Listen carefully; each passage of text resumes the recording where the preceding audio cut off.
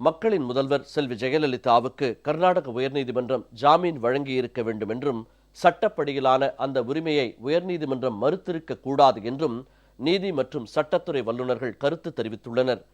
மக்களின் முதல்வர் செல்வி ஜெயலலிதாவுக்கு கர்நாடக தனி நீதிமன்றம் வழங்கிய தீர்ப்பை நிறுத்தி வைத்து உடனடியாக ஜாமீன் வழங்க கோரி கர்நாடக உயர்நீதிமன்றத்தில் மனு தாக்கல் செய்யப்பட்டது. அதன் மீது நேற்று முன்தினம் விசாரணை நடத்திய உயர்நீதிமன்ற நீதிபதி திரு சந்திரசேகரா ஜாமீன் தர மறுத்தார். அவரது தீர்ப்பு நீதி மற்றும் சட்டத்துறை வல்லுநர்களிடையே கடும் அதிருப்தியை ஏற்படுத்தியுள்ளது. ஜெயில் தண்டனை என்பது விதிவிலக்காகத்தான் இருக்க வேண்டும். சட்ட ரீதியிலான உரிமையாக எடுத்துக்கொண்டு முதலில் ஜாமீன் வழங்க வேண்டும் என்று உச்சநீதிமன்றம் எத்தனையோ தீர்ப்புகளில் கருத்து தெரிவித்திருந்த போதிலும் நீதிபதி திரு சந்திரசேகரா ஜாமீன் வழங்க மறுத்தது கேள்விக்குறியாக உள்ளது என சட்டத்துறை வல்லுநர்கள் கருத்து தெரிவித்துள்ளனர்.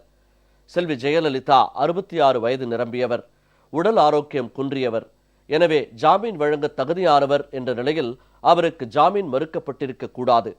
மேலும் விசாரணை முடிந்து தீர்ப்பும் வழங்கிவிட்ட நிலையில் சாட்சிகளை கலைத்து விடுவார் என்ற குற்றச்சாட்டு அர்த்தமற்றது என்றும் சட்டத்துறை வல்லுநர்கள் கருத்து தெரிவித்துள்ளனர்.